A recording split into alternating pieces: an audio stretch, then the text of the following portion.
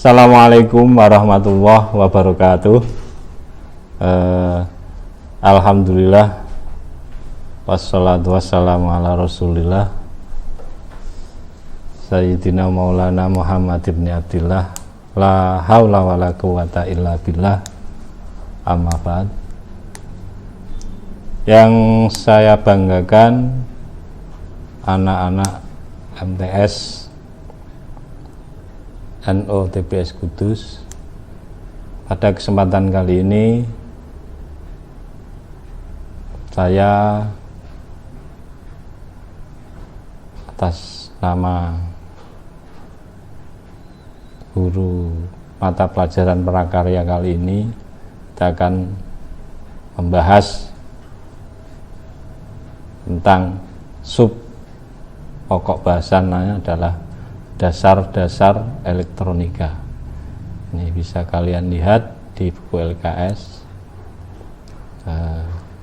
prakarya kelas 9 semester 2.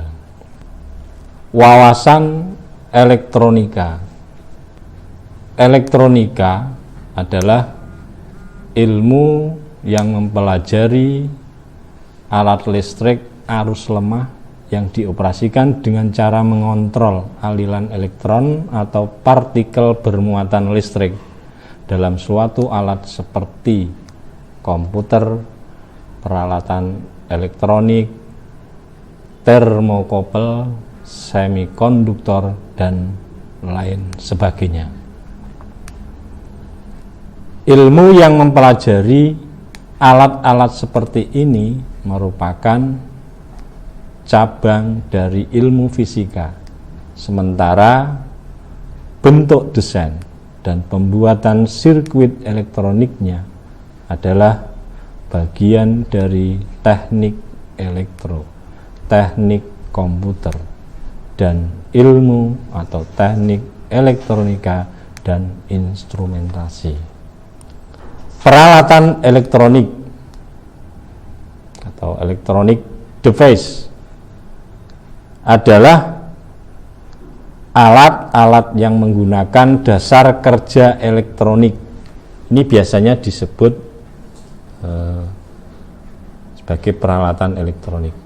Contoh, tabung sinar katoda atau katode ray tube CRT, radio, televisi, perekam kaset, perekam kaset video atau VCR, kemudian perekam VCD, perekam DVD, kamera video, kamera digital komputer pribadi, desktop, komputer laptop, PDA atau komputer saku, smart card, dan lain-lain. Sekarang komponen dasar elektronika.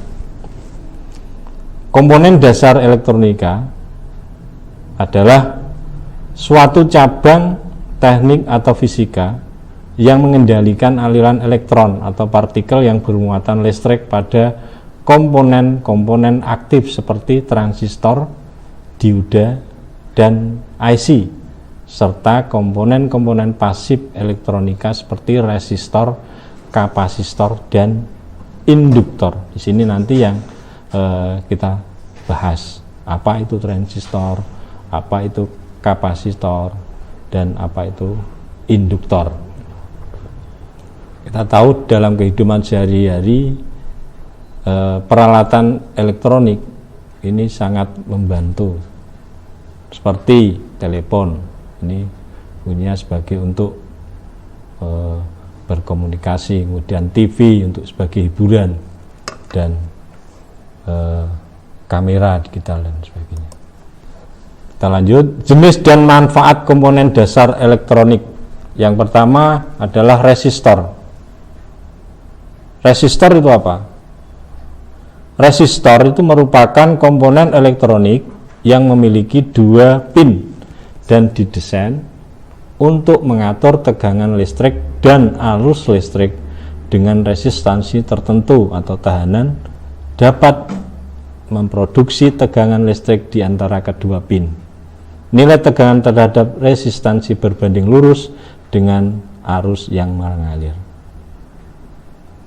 Jadi resistor disebut juga dengan tahanan atau hambatan. Fungsinya apa?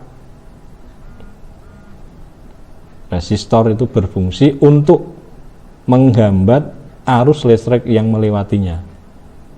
Kalau satuannya adalah ohm. Dan resistor ada dua. Yang pertama resistor tetap. Resistor tetap itu apa? Resistor tetap adalah resistor yang nilai hambatannya relatif tetap. Biasanya terbuat dari karbon, kawat, atau paduan logam.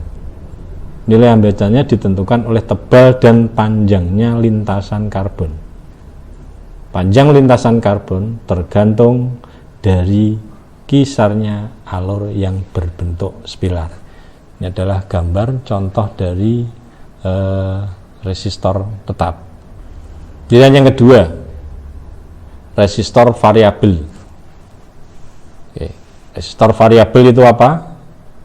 Resistor variabel atau potensiometer yaitu resistor yang besar hambatannya dapat diubah-ubah, yang termasuk ke dalam potensiometer antara lain resistor KSN atau koefisien suhu negatif, kemudian resistor LDR like dependent resistor, dan resistor VDR atau voltage dependent resistor. Yang kedua, ini adalah jenis-jenis manfaat dan manfaat komponen dasar elektronik. Ini adalah kondensator atau orang menyebutnya sekarang itu adalah kapasitor. Kondensator atau sering disebut sebagai kapasitor itu adalah suatu alat yang dapat menyimpan energi di dalam medan listrik dengan cara mengumpulkan ketidakseimbangan internal dari muatan listrik. Nah, kondensator ini memiliki satuan yang disebut farad. Ini sesuai dari nama Michael Faraday. Kondensator juga dikenal sebagai kapasitor, tetapi kondensator masih dipakai hingga saat ini.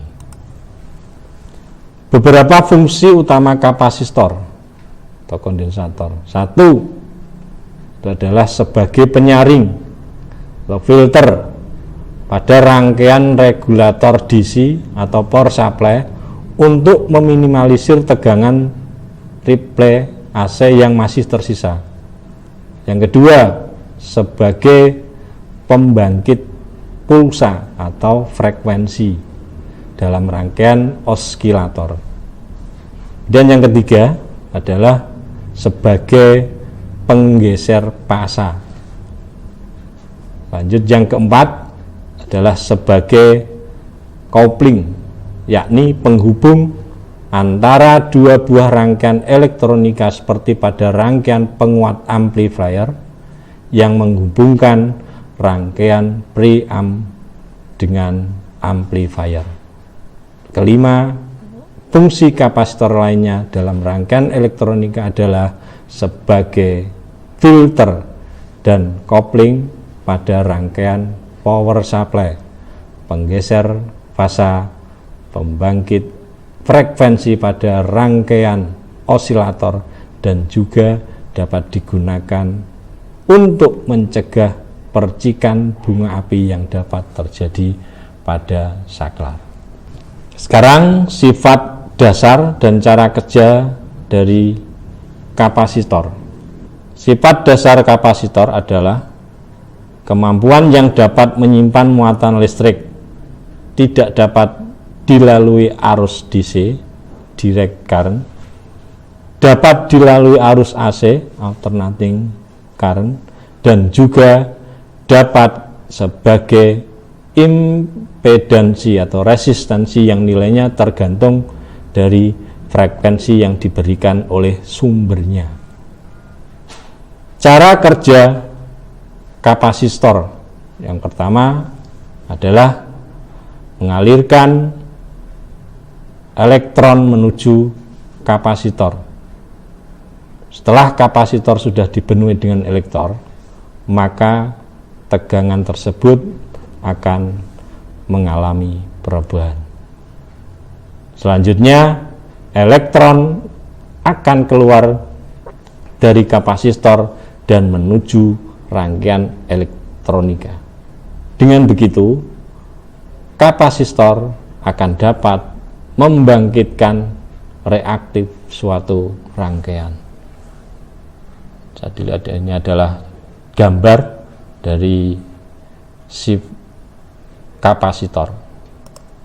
Sekarang jenis dan manfaat komponen dasar yang ketiga, dia adalah yang ketiga, induktor atau reaktor. Induktor itu apa? Induktor adalah komponen listrik yang digunakan sebagai beban induktif. Simbol induktif, indikator adalah dia dilihat seperti ini. Nah, sekian dan cukup dari saya. Kurang lebihnya saya minta maaf. Tetap di rumah dan tetap belajar, dan untuk soal nanti bisa kalian lihat. Terima kasih. Assalamualaikum warahmatullahi wabarakatuh.